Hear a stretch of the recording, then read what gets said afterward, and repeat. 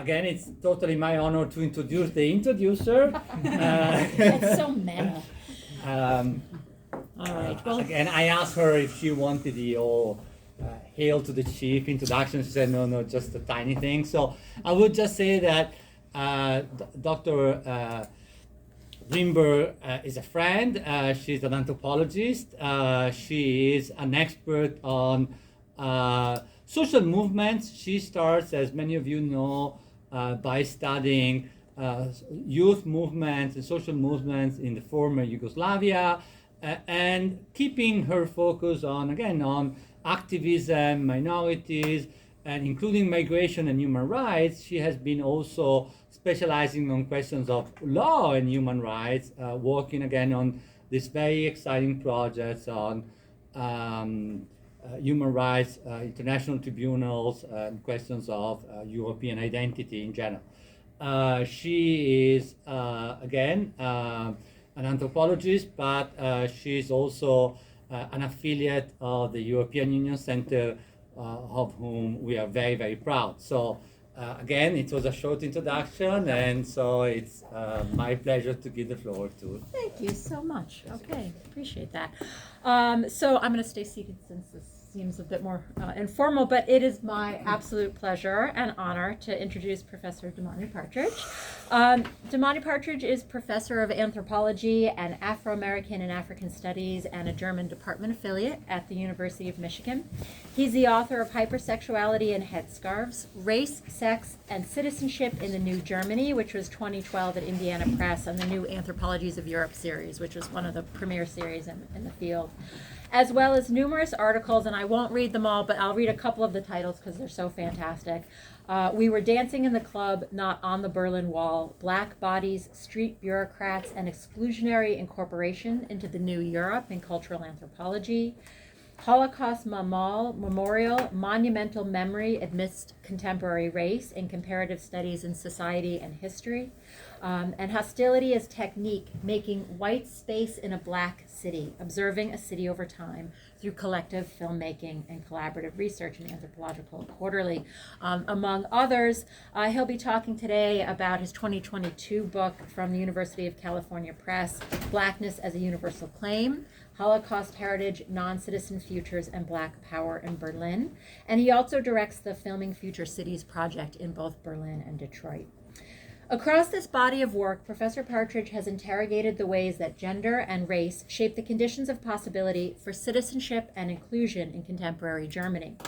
Partridge's work is stunning for its rich ethnographic analysis, most often with young German citizens of color and immigrant youth, and their engagements with German educators, state officials, and memory workers. His attention to scales of experience, from the affective and embodied to the cityscape and its material infrastructures, demonstrates the ways in which both power and possibility infuse everyday life in cities such as Berlin and also Detroit. Yet remarkably, these are not only stories of racialized exclusion. Partridge also offers insight into the ways that German youth push back and reformulate the meaning of citizenship and belonging through solidarity, community building, and the chutzpah to reconfigure the dominant landscapes of memorialization and claims making dominant in post-war and post-socialist Germany. Working with and alongside his interlocutors' struggles to make sense of where they fit into the memory politics of post-war Germany, Partridge demonstrates the subjective toll as well as creative imaginative work that these young people do in order to manage the contradictions of European belonging, sovereignty, and ethics. And in so doing, he reveals the way race has and continues to be central to the project of German democracy and ideologies of freedom in the post-war European liberal order. And I want to just say in a more informal note, I taught some of your work last semester in my Modern Europe class. A couple of the students are here from that class, and I think that they will also agree that your work caught the imagination of the students more than really anything else that we read last semester, and people kept circling back to it in their conversations and their writing. So we're particularly thrilled to have you here, and we're sorry it's 7 degrees. Wow. It was warm yesterday. That's what I'm saying. It's probably 7 degrees in Ann Arbor too. So. Exactly. You're from Michigan, so. It's not like I ever get used to it. I'm always cold. But thanks so much for the introduction. That was really great. And thanks for the work that you've done to get me here. I thought I couldn't, be director of this project without actually showing you some film. So I hope that film actually works. And also, the point is to it's not just my voice, right? These are multiple voices that have contributed to thinking about what Blackness means, what Blackness means in the European context, what it means in the context of post-Holocaust memory as well, which is always in Germany these days a dangerous kind of claim to be making. So, and we can talk about that. Think about like what is the risk, what is the possibility, why do people turn to Blackness? How might it be? At least the claim is universal. How might assertions of Blackness as a political strategy be universal? So, I mean, my strategy today is just to really. Can you all hear me well? Yeah. Okay, good. Is to have any of you read the book already? Okay. Some of it, yeah. Okay, right. So Ordered it. it's not a test. I'm just curious. So if I read from the book, that it won't be like a repeat of what you've already read. But so I will do some reading from the book, but I will also show you some things that have inspired the book, and then I will go back to the book, and then we can have a discussion. How much time do we have total? An hour or longer? Okay, an hour. Okay, so I will. I think that will work in terms of the time frame, because I would like. Seems like a table we should have a discussion. All right. So preface. Why is it so difficult to come into this country without being wounded? Mamadou, a young filmmaker originally from Guinea, writes with chalk in the center of a busy sidewalk in a gentrifying neighborhood in Berlin. Many passers-by stop to read the writing next to the subway station where he used to live. One might argue that Mamadou has become black, and here, at first black is in quotes and then later not, and we can think about that too. Should it be in quotes, should it not be? As a result of the experiences in Germany.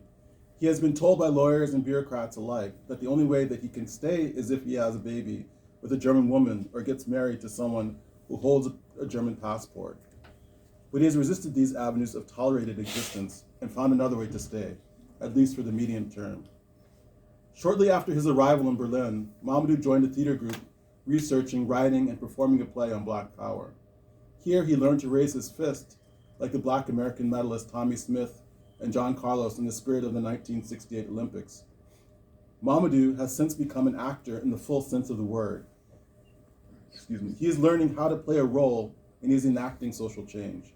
Regardless of whether or not he was black in Guinea, blackness has become a possibility, if not necessity, for him in Berlin. This is not only the phenotypical blackness, but one that has allied him with a broad spectrum of people of color, POCs, who often also make claims to blackness in the theater and declare, we are making history today. Do you remember in 1968? Self-defense is no offense. No person is illegal, and the right to stay should be everywhere. And it's interesting that I ended up in the theater because that was where I saw things happening, right? So I didn't plan to go to the theater to find these kind of political assertions, but the theater was a place where people were enacting the kind of change that I think we could also think about as we might also want to enact. Black empowered claims would lead to his less precarious ability to stay in Germany. Blackness becomes a way to articulate his desire.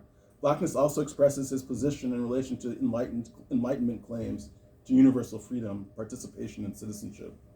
Writing in chalk, Mamadou holds the immediate society accountable to him and people like him.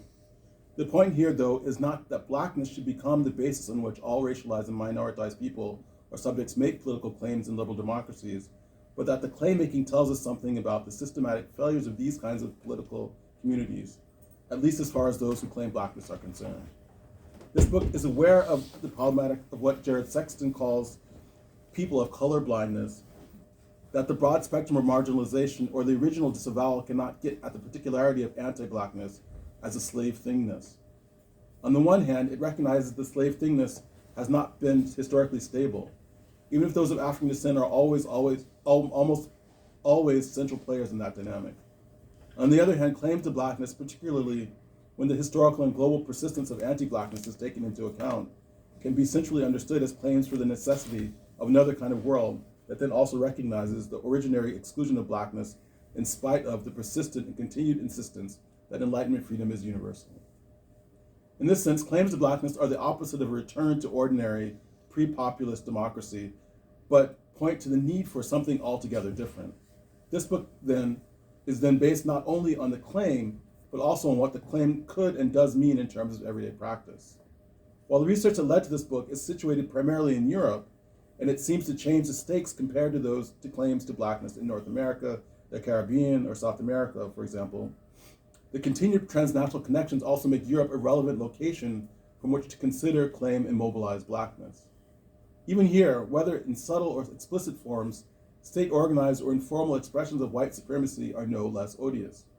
As Mamadou's experience demonstrates, woundedness, you can also look to Wendy Brown's conception of injury as a condition of which one enters liberal democracy, is part of the condition of entry for those who become, if they were not already Black. As Wilderson notes, thingness is as well. Articulating Blackness, this book will show, becomes part of the expression of the finding life in spite of these bounds. The pursuit appears as part of what has become a universal claim. In relation to Blackness in Germany in particular, the bureaucratic state holds itself accountable to the memory of its Holocaust, also known as the Shoah. Today, Germany stands behind the proclamation, "Never Again," through memorialization practices, including public education. Monuments, memorials, and classroom instruction work to prove the country's commitment to preventing future genocide.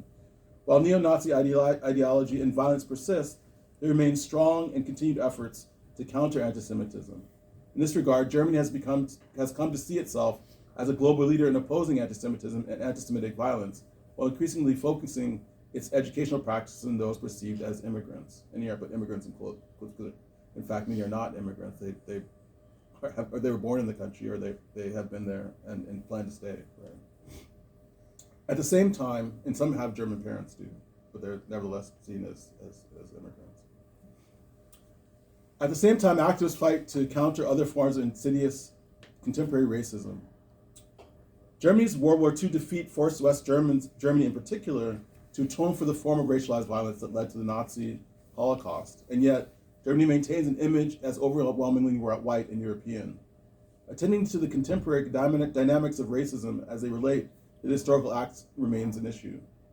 When other racialized people liken their experiences of exclusion and discrimination in Germany to the country's Nazi history, many Germans find themselves quick to counter that the non-Jewish, usually non-Black other, is not experiencing genocide, and risk erasing the specificity of this prior form of atrocity. What I call the monumentality of Holocaust memory, and this is related to the article that Professor Greenberg just spoke about, has meant that only certain forms of mobilization organized to fight against contemporary racism will gain traction. Comparison is taboo, but linking struggles, at least in some cases, seems possible. For young people like Mamadou, even for those who don't appear as Black, claiming Blackness offers a different way to articulate a non-citizen politics. And that's partially what's central at stake for me. Like how does one make political claims as a non-citizen, and how does one do that efficaciously? This book thus examines how and why Blackness has emerged as a tool used by precarious people, Black people, and non-citizens to navigate and negotiate everyday marginalization, homogenization, and disavowal. For many non-citizens, including Turkish or Arab Germans, Blackness is epitomized by American civil rights leaders like Martin Luther King, Muhammad Ali, Angela Davis, and Malcolm X. These historical actors and activists called attention to this hypocrisy of an America that fashioned itself a leader of global democracy amid segregation and rampant racial oppression. While Germany has gathered the moral authority often expressed as a kind of moral superiority, even in the often unwitting sense of racist racial hierarchy, to become an anti-genocidal leader, the emphasis on the historical specificity of the genocide its former Nazi leaders perpetrated has made it difficult to think about and work in relation to multiple struggles simultaneously. As the accounts and articulations in this book reveal, Blackness has emerged in relation to multiple other struggles, transcending any one particular experience to become a universal claim. Blackness works as a different kind of assertion for the self-fashioning of non-citizens, that is, for those, regardless of official passport, who find little space to racial hierarchy, who find little space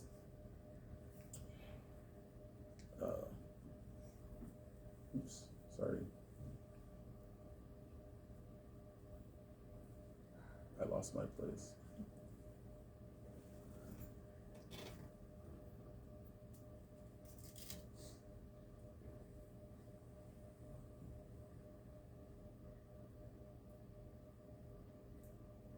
The danger of a digital document. Who find little space to make claims to state and other resources, including schools, theaters, youth centers, or religious institutions. Even while recognizing the universalized assertion of these claims, questions of accountability vis-a-vis anti-Blackness persist, and will be addressed in the pages that follow. Until now, my work has focused on how non-citizens get produced in contemporary life. In this book, I will explore how one or the collective can undo this production, not to become citizens, but to become a different kind of political actor. And in general, I worry about the limits of citizenship in that it necessarily produces and marks its opposite, that is, those without resources or rights. Living, writing, and thinking as a non-citizen in Germany offers a unique vantage point from which to examine the relationship between Holocaust memory and Blackness. Focusing on non-citizens holds the reader, theorist, and the activists accountable to those not served by universalized Enlightenment claims. Blackness as citizenship's originary outside, think slavery, compels the minoritized and marginalized to think politics beyond citizenship and beyond the nation state. Its everyday practice and articulations, as well as its particular histories, offer a place from which to mobilize and strategize anew.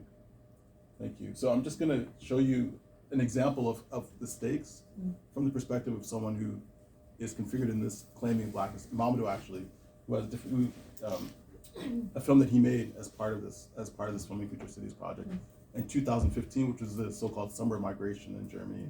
That's when lots of Syrian refugees came. 1 million Syrian refugees came to Germany, and then in that project, we would ask people to make short 10-minute films about the future of Berlin from non-citizen perspectives, and this is the film that he made.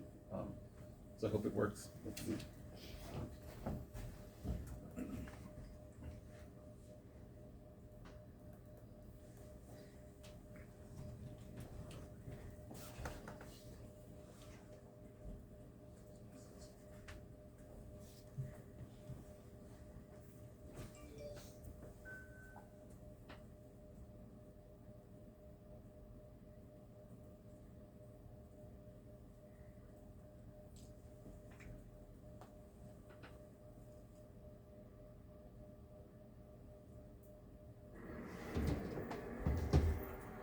Can you hear that?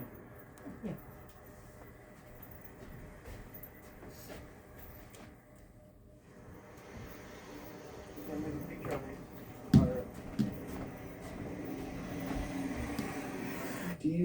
Do you feel how someone live illegal in a country?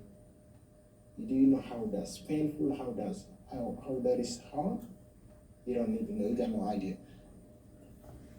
Warum ist so kompliziert? Für mich oder für die armen Leute aus Afrika. Warum ist es sehr kompliziert? Ist so kompliziert für die Leute aus Afrika? Not right. You got it? It was working. It was working. It was. Okay. There you Can go. you see it? Dorthin Gesellschaft anzukommen. Great. I run from a war in Sierra Leone, blood diamond. I don't have any alternative, so it's like if even the Germans, they put me in the floor, I prefer it than to die in my country. Yeah. They themselves, they know that the people are coming, they don't have more, that they can treat them how they want. You see, they use their bureaucracy to suppress human beings, the German. I like the German, I like them because even they open the door to enter. But the people have to look what they are doing. They are taking their races to suppress the innocent one. The person who do, and they don't allow the foreigner to learn so that they can know, so they can use their power. Verdammt. Doch, warum muss ich dann so Dortmund fahren? Ich muss sofort gehen. Weil, ansonsten kriegst du hier nichts. Wir kann das nicht helfen. You have to go back to Germany, otherwise we can't help you. You Germany need to for go back. 5 years. Not only a person have to get a woman, or a person have to get a wife or a child before he have to leave. The future is just the future is tomorrow, you know, because we have only 3 days. Maybe yesterday we have 3 days. I think 3 days in a day. I say it that way. You understand? Because yesterday, which is gone, and today, which we have, and tomorrow, if God permits, which we are going to have. You understand? And tomorrow is the future. So once tomorrow you have tomorrow, you know that you have I have a good future, and I think I have a good future. That means you have to fight for it from today. Yeah. Because to prepare your future tomorrow. When I miss it yesterday, I make sure I fight it today, so that tomorrow it will be what? It will be a good future. Yeah.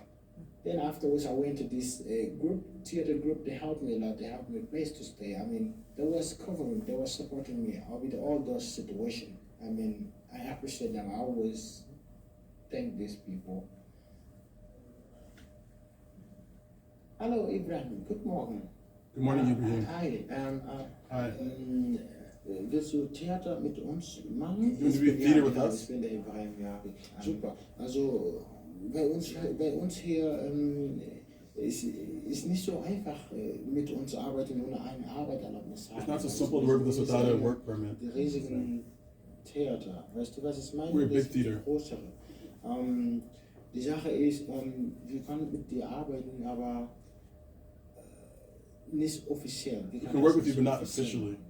Aber kriegst du sowieso Geld bei uns, aber wir können dir jetzt nicht 100%. We can give you some money, but not Wir können officially. das versuchen. Weißt du, was ich meine?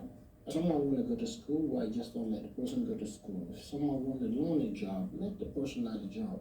Don't stay there, stay sitting on your office with your own computer telling people, oh, you're not allowed to, you're not allowed to. What I'm gonna do afterwards? They tell me, young boy, let me tell you something. If you want to stay here in Germany, just try to marry or make a children. Then I was like, damn, I'm definitely not ready to have a children right now. I'm definitely not ready to get married. So what should I do? Should I do something that I'm not planning for? I'm trying to go to the education way. I wanna go to school first.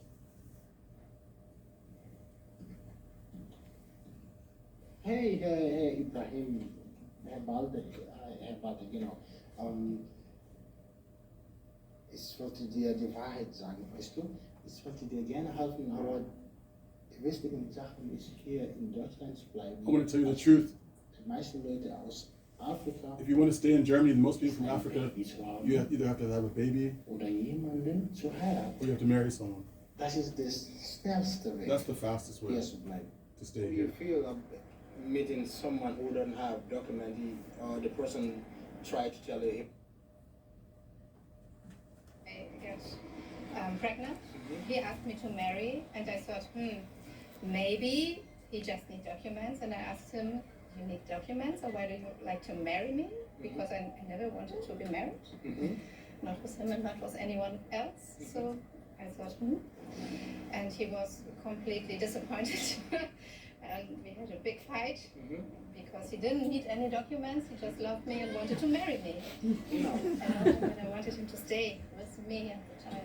How are you gonna treat them as? I think they are German like me and you.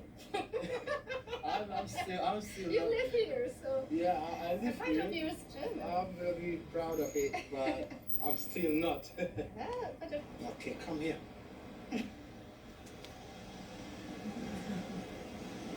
Leider, ich bin nicht sicher, dass ich das heiraten will, weil I don't really want to marry. I'm not sure I want to marry. Der will mich einfach nicht. Because you just want to use me, so I don't. Weil deswegen nicht, tut mir leid, ist für mich nur eine wichtige, nicht nur wegen Papiers haben. I don't want to marry just because of the Ich will papers. eine richtige Mission mit dir haben, also nimm das nicht so persönlich, aber Don't take it so ich mag die personally. Wahrheit zu sagen. But I just have to Das tell you the mag truth. ich überhaupt nicht. Ich will eine richtige Mission haben mit dir. I want to have a real relationship with you. Denke nicht über den, ja, naja, ich weiß, wenn du so überlegst, wir sind lange zusammen, das macht keinen Sinn. I was here like 7 years. I don't have any document. I only stay in Berlin. I cannot travel. I cannot do nothing. I just stay here until one day I find my love in the club. I get girlfriend there. Then we have child together. Even my child is here. You can be source. I can show you my child. Look at my child. The mom is here. Are you guys still live together with the mom? No, we don't live together. That is the another crazy thing. So you see the point? Now I have my child. Only on Wednesday I be with him. Then after that it's finished. He go to his mom. Then I'm living lonely. How do you see your future? Only difficult, I think so. The future. And his future? Yeah, future, yeah. For him, he have luck. He have luck. He's born here. He have this document. You know, he has a German pass, my child, but me, I don't have it. I have my own pass, Gambia. So, even I don't know yet. It's not like that we're against the women, we're against the children. We just be against the system. No one that it just miss false verstanden. Die Frauen oder die Kinder, wir sind gegen dieses System. Afterwards, I'll be in the street, living, hanging around with friends. Okay, I went to the bad places in the city and like going to the park, having friends who know about a little bit weed and they tell me, okay, if you got no papers, no nothing, why you sit like that? Why you trying to cover your head? They stay like this always as an old person or as a handicap. Are you handicapped? I say no. Come on, just chill, man. Do what you gotta do. Make your own money. Try to survive.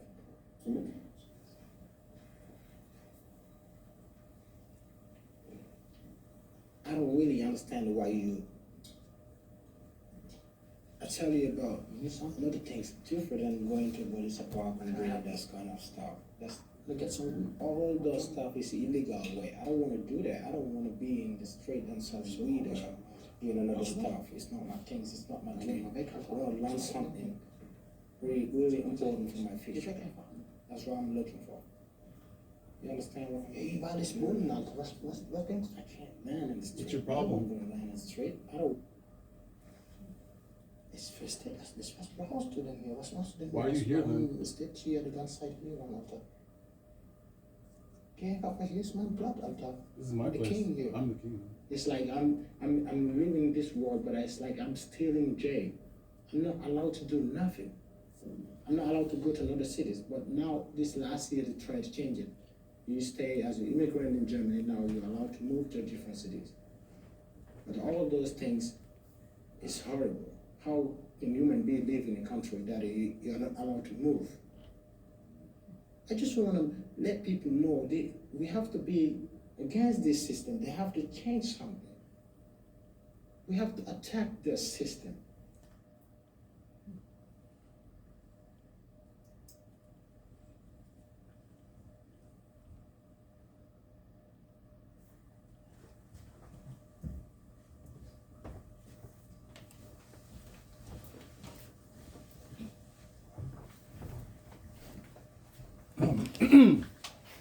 So even now with the coming of Ukrainian immigrants, there's been a lot of discussion about the place of African immigrants or black in relationship to legality in Germany, right? And also who has, because some people have immediate rights and other people are still have their existence is still in question in the context.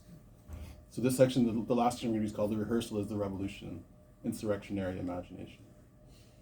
Rehearsing black politics becomes a key node for re-articulating the self and the everyday realities of who one, as part of a collective, might become. The above observation emerges from research based in post-migrant black and POC theaters, or spaces in theaters based on the following set of initial questions. Given the relative lack of care and protection for black people in the everyday white Europeanized life, what other kinds of possibilities for living might emerge? What role might blackness play in shaping these possibilities? Can one disarticulate the kind of blackness that is held by the normative subject from the kind of blackness that black people themselves might want to produce? What kinds of spaces and what kinds of power are required? It cannot be an accident that the research that led to this book led to me to spend so much time in post-migrant black POC theaters in Berlin. In American contexts, where many people are regularly working 2 or 3 jobs, theater might seem like a luxury.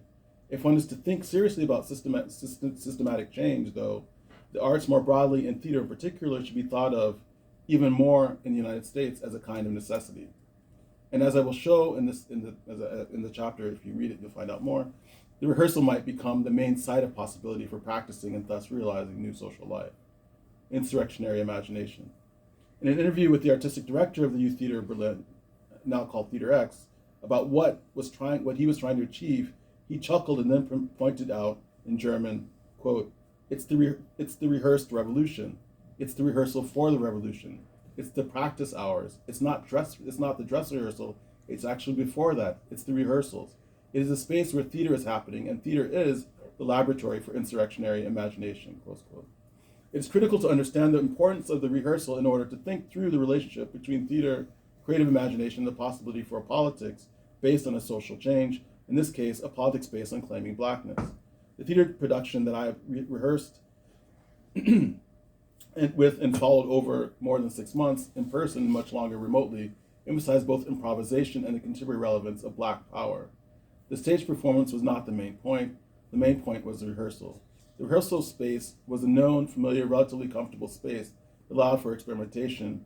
A play that used improvisation and historical investigation to focus on Blackness in the United States and Germany allowed the actors to learn about what it could mean to combine their everyday experiences with what is historically meant to be Black in different contexts, in different time periods, and at differentially generated subjects.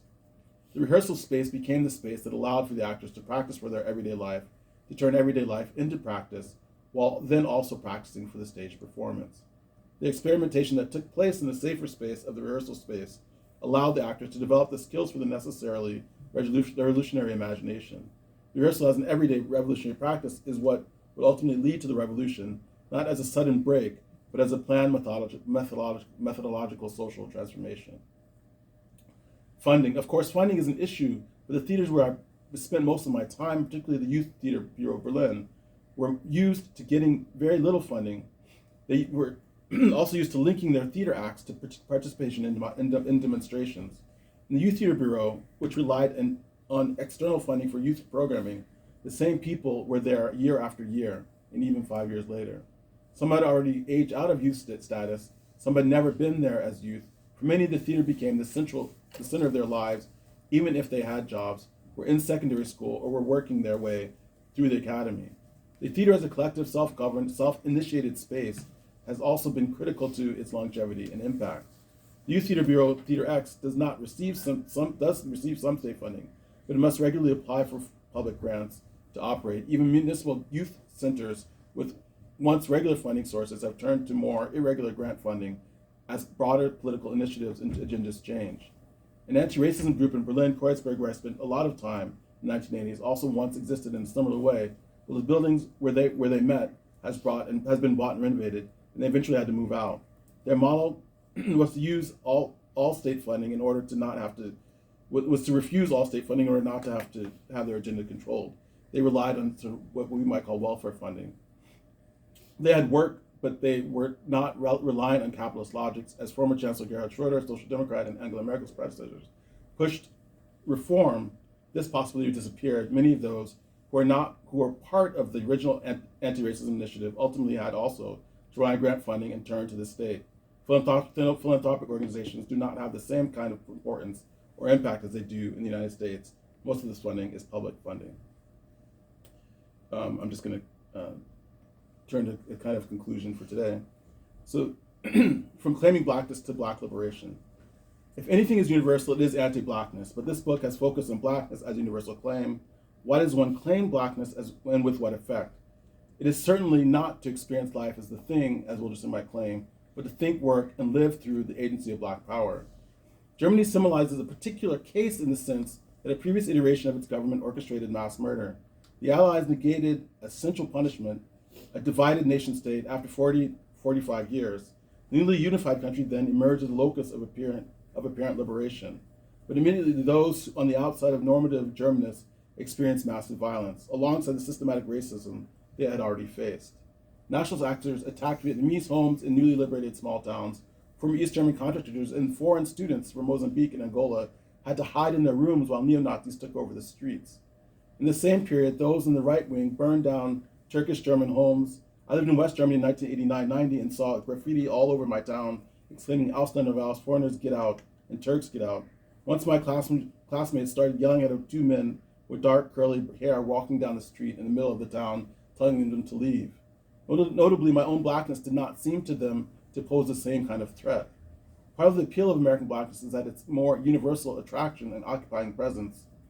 One is weighed down by the burden of injustice it takes on, while simultaneously having both some sympathy and often identification with the effort to undo the world. With an effort to undo the world its articulation seeks to overcome. Between 2000 and 2007, the National Socialist Underground committed a series of anti-Turkish, anti-Greek, anti-police murders that it turns out the German state worked to cover up. They had paid a committed neo-Nazi informant instead of investigating to find the real culprits the mainstream press initially blamed an alleged Turkish-German Döner mafia. And Döner is like the sandwich that people buy all over Germany. It's like a kind of blend of Turkish and European or German. Many monuments of racialized and racist violence go unnoticed by the mainstream. These include monuments when a white German teacher challenged a Turkish German woman about wearing her headscarf, when an English teacher insists on reading the German N-word in literary exercise, when Palestinian German youth get called violent, when Jewish German youth are assumed not to be German. Amidst the history of mass murder, these and other everyday experiences disappear into the background. While 100,000 Germans marched in 2020 in favor of Black life after the murder of George Floyd, most likely saw the violence as an American issue. The initiative of Black Germans also gained more prominence, but according to the artistic director of Theater X, previously known as Youth Theater Bureau, other protesters and sympathizers in the advocacy for Black life told Arab Turkish Germans youth that their life was not a struggle for Black life, but it was not their own. Nevertheless, Blackness emerges as a universal claim because it effectively contends with deeply embedded Enlightenment contradictions in Europe, the United States, and many other parts of the world.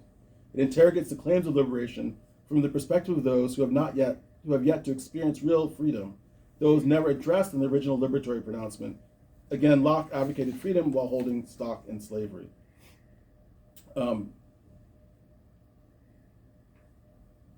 Rousseau wrote about liberation while failing to mention the French Code Noir. The French advocated universal freedom while enslaving Haitians. Hegel promoted a concept of universality while seeing Africa as inferior. Black power in the theater space, the space of intentional performance and practice and re-articulation, though, also an alternative strategies in the fight for liberation.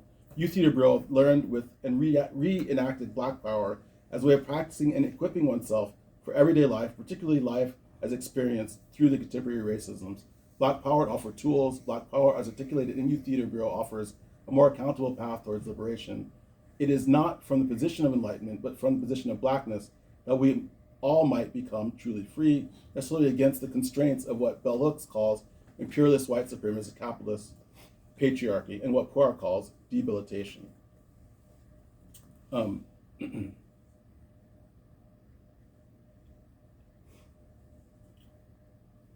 Just to conclude, in the end, I do not want to tell people what to do or how to enact the future, but I do think that liberation needs to be at the center. This liberation, too, must be accountable to Black people. In writing about the end of socialism in Eastern Germany, in Europe, Catherine Verdery once argued, "What comes next is anyone's guess." With the fall of the Berlin Wall, she wasn't sure what kind of political regime would dominate the world, what would happen after the end of the Cold War. Could new social paradigms, new ways of living ethically together emerge under these conditions? If so, they have not emerged yet. I would argue that we cannot leave things up to chance, that Black people, colonized people, non-citizens all need to be intentional about the direction. We cannot afford to leave the future up to chance.